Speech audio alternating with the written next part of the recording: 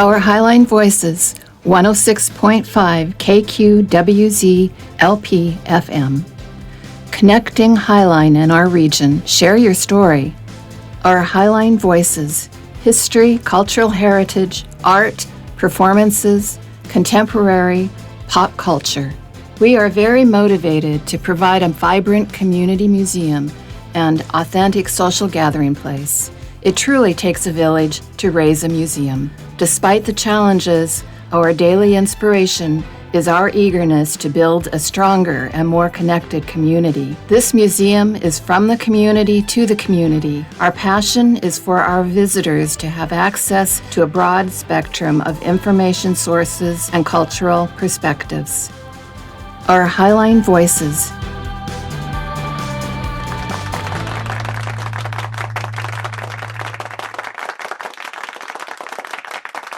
Hi everyone, my name is Nancy. I'm the director of the Highline Heritage Museum, and welcome back. Yay! I'm glad that you are back here again and able to just be curious about the different voices and messages that we let people share with you. And so right now we have a very special guest. And yes, I do say that every single time, but it's because to me, everyone is, and especially the people that allow us the opportunity to interview. And so today I'm going to let Brad introduce himself and then just kind of share a little bit more who he is and what he does and why are we here. So Brad, I'll let you be.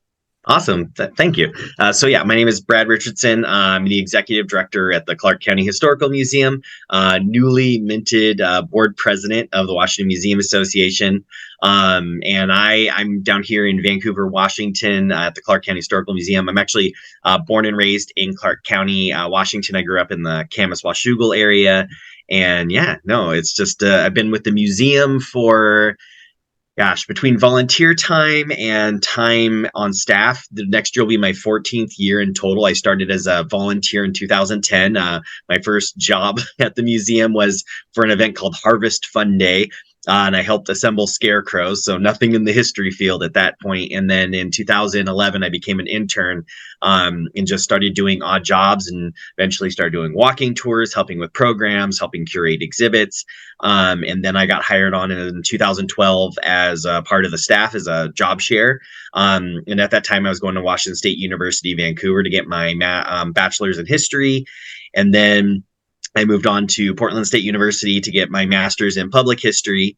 And at that point, I ended up becoming the museum experience coordinator, which was a made up job title that I haven't seen anywhere else. And it was mainly because I was willing to try so many different things that the director couldn't really put me into a specific category on the staff. And so after that, I eventually got my master's, became the curator at the museum. And so I worked on the museum side for probably about 7 or 8 years. And then in 2017, I had the honor of applying for the director position and became the museum director. And I've been the director for 5 years. And it was kind of a callback to some roots for me. I worked in administration and human resources and payroll for my first career life from about the time of 19 until I was almost 30. And so I'm back in administration and now doing development and fundraising in combination with that, which I really enjoy because there's just nothing more enjoyable than just seeing the ability to have the communities invest in the important work that we're doing, sharing stories in our communities and beyond. Oh, yeah. And I love that you were able to explain a little bit more about all the different areas and how to tap into collections. I didn't know that you were working with collections, and that's how I started myself. And so I love the idea of being able to I know that the collections and all the internal work is a different environment that normally the public doesn't get to see. But hopefully we got the time to kind of chat a little bit more about that. As a director, why? What makes you be the director there? Why? What is the part that it just gives you like this? This is the right place. I like this. Why am I in this position? I think a lot of it is the relationships, and it's kind of the different types of relationships that we get to have and that I get to have the opportunity. So coming from the museum side, like I always joke that they kept me in the research library for about 8 years, and then they finally released me on the community when I became the director.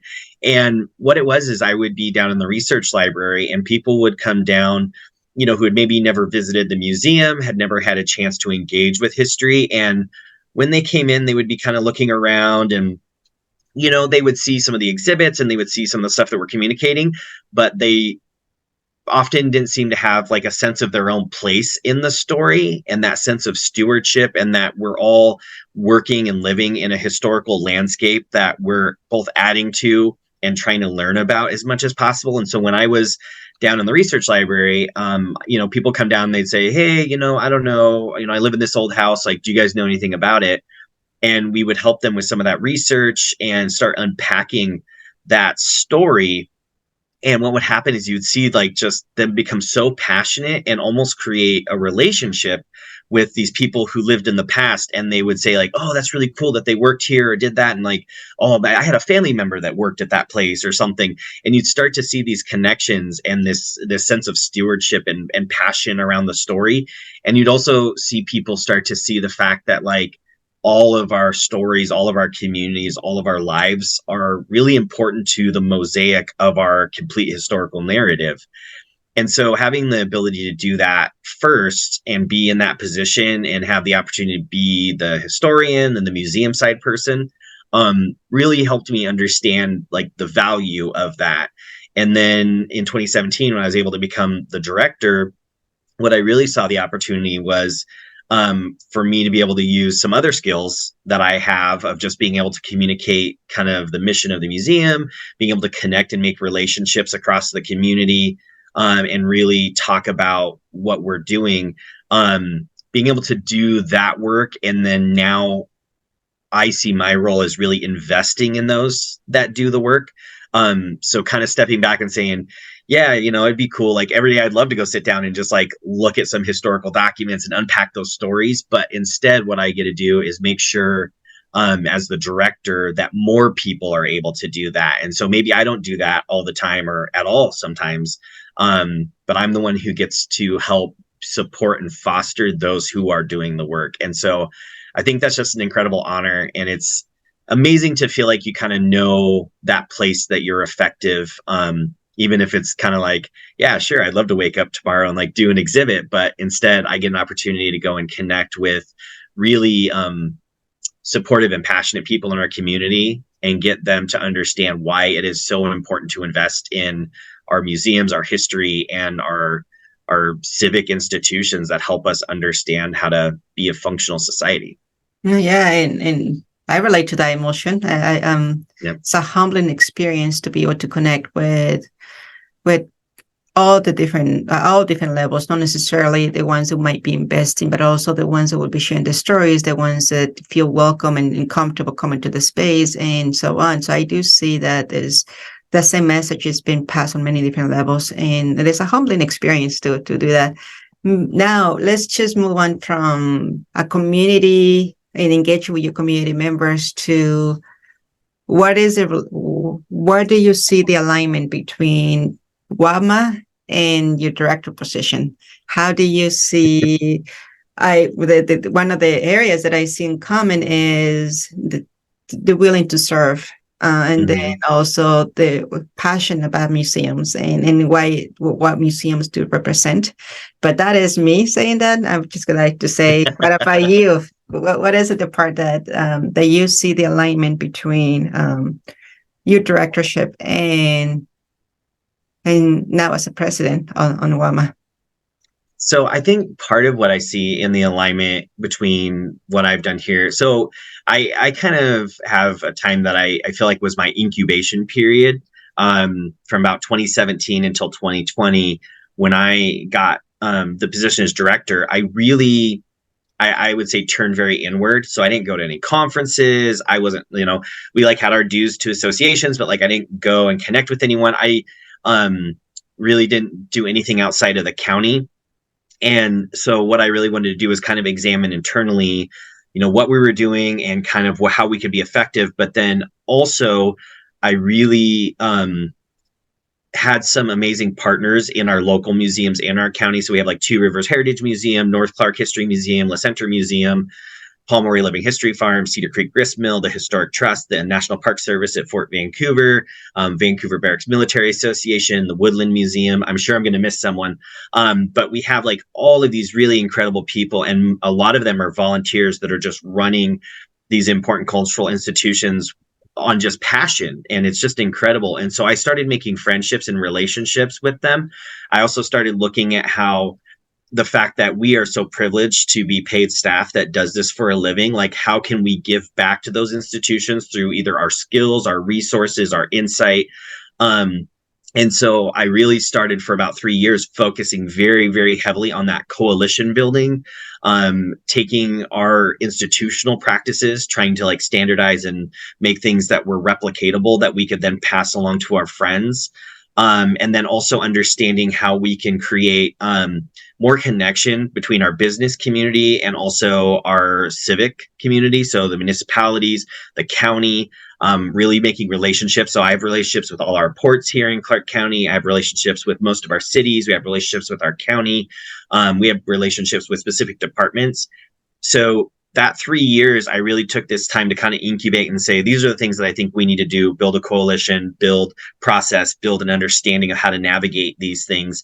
And with WAMA, I've had just the amazing privilege and the allowance and trust from my fellow board members to be able to go out and try to do the same types of things on a bigger scale. And so that coalition building, that advocacy, that trying to find a tide that all of us can rise on. Like WAMA has been such an amazing and natural fit, and everyone on the board has been so welcoming to that philosophy. And it's just like, I just call us the get stuff done board. Like we just come in and like, we just want to do things. And it's so funny because everybody's willing to pitch in and everyone has such great ideas, and everyone just, is just absolutely incredible and passionate. And I feel like I've just found so many people that I've connected so deeply with, and we all have that. We're moving in the same direction in unison, which I think is just a beautiful moment, and it feels like a privilege. And I have to really give credit to Sadie Thayer, who was a president for a long time, Joseph Gavednik, Freya Liggett, and then my most recent predecessor as president, Katie Buckingham, who with her just absolute joy. I mean, she is just the most joyful person to be around. She is so much fun. And she took all of the energy that those other folks had done, and she really manifested it into a really effective statewide association. Yeah, and then we're thinking about going through COVID in the middle of all this. I mean, it's a transformational period for WAMA and for all of us. And no, I'm afraid I'm going to be overusing I relate to, because this is curator, director, and WAMA, and just seeing what you see too. But it's kind of cool to share with everyone across the state, hopefully, if they listen to this conversation, that we do have a really vibrant museum association in the state, that we do have these amazing people on the board, that they are pushing forward, that they have the heart and not the energy. I don't think all of us are like beyond exhausted and tired, but we had the passion and we like it. We're doing this, we're serving in a way that aligns with a lot of our values, not just as an institution or an organization, but also individually. And it's beautiful. And I'm just glad that you're able to articulate that message, and how cool our board is, and how we hope that as people travel throughout the state, that they see that there's a bigger message of welcoming and inclusion all across the table. And so that's probably one of the reasons why we also join in, is the idea of can we contribute? How do we be part of something and be part of that movement to make some changes? And so I know that this is just starting for you this year. And so what are the areas that what are the elements that you see common, or what are the areas where you are getting more excited about? Yeah, I think coming in and seeing the amazing energy and some of the initiatives that we had opportunities with. And then what I got really excited about, and it's kind of the concrete. So, we really had this moment of this great synthesis of ideas and passion and excitement. And what's amazing is collaboratively and with partners, we translated that to tangibles, which I think has been so impactful. And we have to start a little further back than even my time of beginning with Inspire Washington and Manny Colling and Sadie Thayer, who would meet for a time, and through the advocacy committee of WAMA, would start to discuss kind of how WAMA could become involved. And so we've been involved in Arts and Heritage and Science Day for a really long time, over in February, and then those advocacy opportunities. And WAMA has been real supportive of Humanities Washington and of ArtsWA and all of the different stuff that's coming down in Inspire Washington's initiatives. And what was really cool was at this point of energy and opportunity, Manny was able to work with us through advocacy to open a couple doors. One, they opened a door to being able to get to know a Representative J.T. Wilcox, who worked with us to be able to put forward a request for some funding to do something that we thought was kind of when like a no-brainer thing doesn't happen, and you're like, well, it can't be a no-brainer if we hadn't done it already. But through the pandemic, we realized that museums didn't necessarily know how to communicate with each other all the time. We kind of did become a little siloed. And again, looking at my incubation, our museums here in Clark County, we really tried as much as possible to check on each other and just make sure that nobody fell to the wayside. And also, a lot of our rural small museums, our community museums inside cities, BIPOC-led organizations trying to retain, celebrate culture and history, may have not been aware of some resources or information that could help through the pandemic. And so we realized there was this gap, and we would hear from kind of the top of where things were coming from. Hey, we're trying to reach out to as many museums as possible, but nobody's applying for X, Y, or Z, or nobody's accessing X, Y, or Z.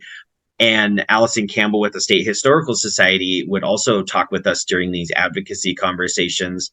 And all of us together realized that there was this kind of gap of just basic connection and communication with museums.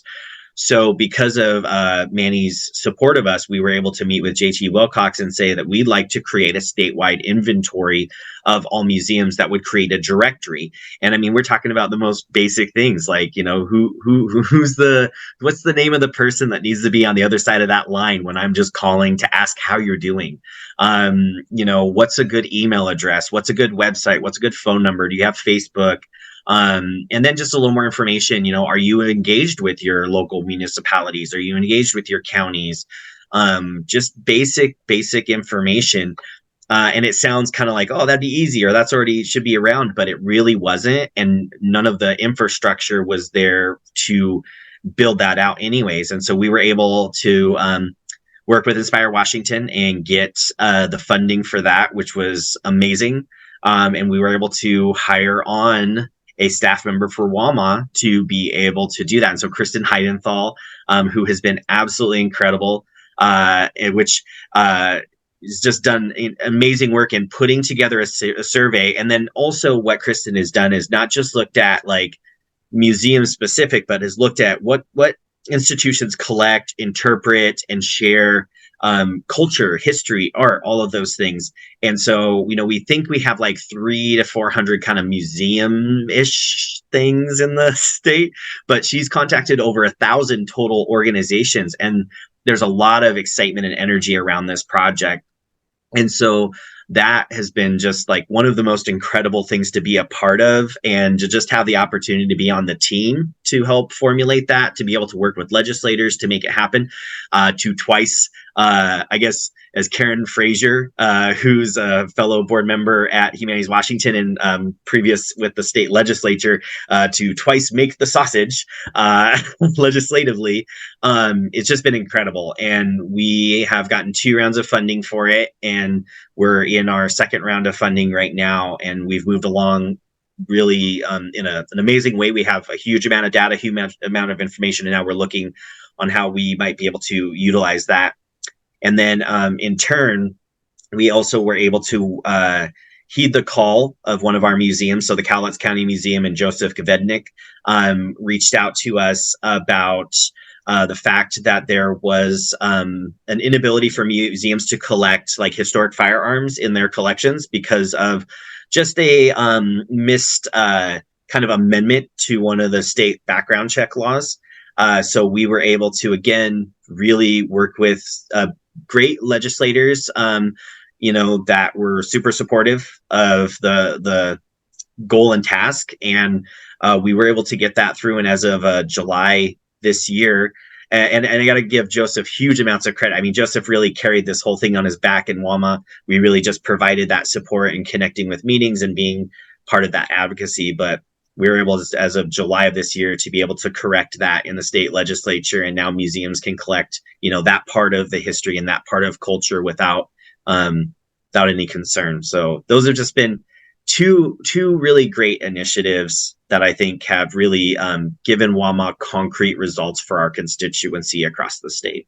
No, and I think that one observation is that previously, before this funding we got with recently, we were all volunteer-based organization, meaning that we've been in existence for many years, and on that is all been volunteer-based, and then all of us having full-time jobs, and then being able to carve a time in a day to actually try to serve the best we can. And so I do see the transformation. I do see moving forward. I do see us being more effective and more just involving in a direction that allows organically to connect with each other more. And so, no, I thank you, and I take everyone, Katie, and everyone that has been part of the process on up to where we are right now. And I'm excited to what's coming in this year. I know that on the last conference, you were gathering information as to what are the upcoming topics that we can address as a statewide. And so I'm looking forward to hear what other museums came up with, and then, okay, what are the priorities and what are the areas that we need to address? Our time is getting shorter because a few minutes, and it went really fast, that I wish I can spend more time with you. But we still got probably another 10 minutes. So we, as a state, is really interesting to see how do we represent the state. One of the cool experiences that I thought happened during the pandemic is to be able to do that combined conference with Oregon and us in Washington. And once again, is that connection, connecting with alignments of where we are and what we want to do together and collaborate. And for you, going back to just you, Brad, the director, and being able to apply kind of the same values on your own communities and the different partnerships that you have with you. This is wonderful to watch. It's wonderful to see. And so from the individual to the state, and then beyond the state, how are we representing WAMA in many different ways? And the last few minutes, is anything that you would like to share either of those hats? You as an individual, what makes you, what brings you fire up?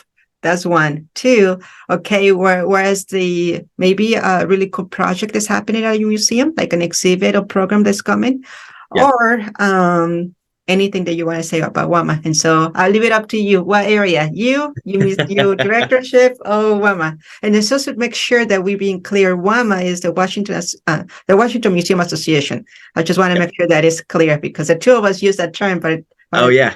I don't know if we actually use that in the beginning, but it's the Washington Museum Association. Okay, Brad, I'll leave it up to you.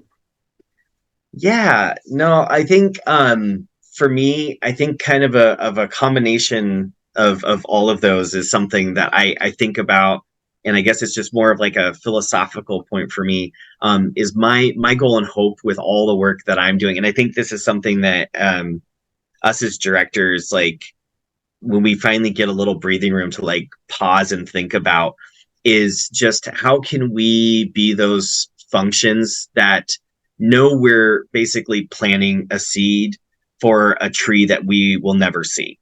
And so all of the efforts that we're doing here at the museum, all the stuff that I'm trying to focus on is really saying, how can I make stability and continuity and all of the things that are necessary so that I'm going to just eventually become a non-factor within the institution, because it's just running on its own. And I'm taking that same philosophy up to WAMA, and it's hard with all of the daily stuff that we're kind of being bombarded with, because I'm the tech guy, I'm HR director, I'm a payroll specialist, janitorial facilities, we get all that. And so to have a moment and take a beat and have that perspective is like something I really try to center both with my work with the museum and my work with WAMA. And so that's why one of the things that I'm hoping to see us accomplish with the Museum Association and with my own museum is a real focus on understanding that public support and public investment in just our ability to operate and serve the communities is really valuable. Not just from the fact of it's nice to have a museum, but from the fact that to have a vibrant democracy, to have really important and needed civic conversations, to engage all communities, you need to have a strong center of memory. You need to have a strong center of the passions of a community through art. You have to have a strong sense of culture. And to get that, because you mentioned we're all volunteer-led board, but to really accomplish the heights of where we could reach with those things, we've got to invest in those. We wouldn't expect any other segment of our society to be something that's like, I'm going to throw $0 at it, but I'm going to expect $1 million result. Yeah. And history and art and culture have kind of been that. And we're huge economic drivers. Like in the state of Washington, the culture, heritage, and arts sector brings in, I think, some of the biggest money of any state in the union. So we are just like a powerhouse. And so my hope is to continue to work to develop coalitions so that we have a strong bloc that can speak in our own voices and advocate for our own needs that are really important, imperative to our society. And so part of this is leading up to the America 250, which is the 250th anniversary of the Declaration of Independence.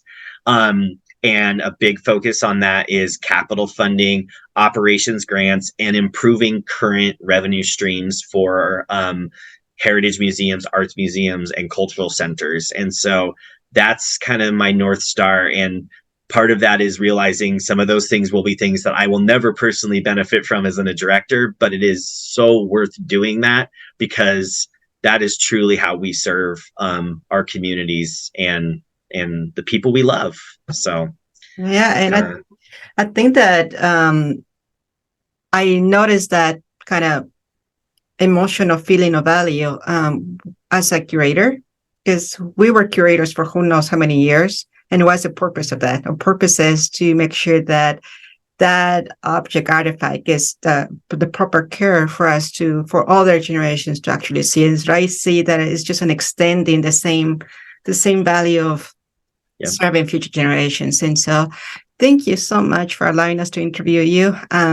I hope that people can see that this guy is fun and that he has the heart to serve the state, to serve all of us, and also us serving him, and the capacity and what we can do to support the museums across the state, and then also to support communities. And so thank you once again for allowing us to interview you, for being here, and please visit his museum. It's awesome. So thank you so much, everyone. Okay. Thank Bye. you.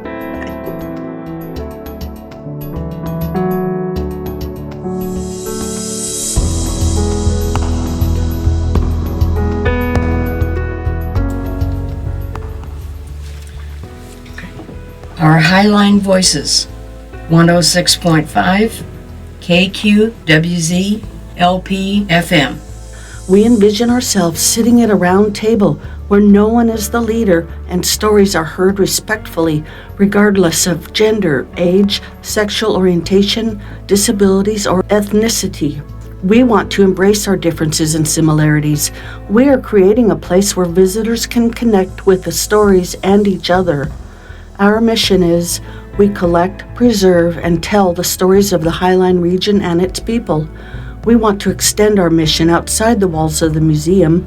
Our Highline Voices represents us all, honoring our past, celebrating our present, and uniting to cultivate our future. This project allows us to reach out to demographics who might be unable to visit the museum. People with disabilities, low-income families, people who don't trust museums, and more. In partnership, we are launching a locally programmed new radio station at the museum, featuring recorded and live Highline's heritage, history, culture, arts, and more. Are you interested in sharing your story? Email director@highlinemuseum.org.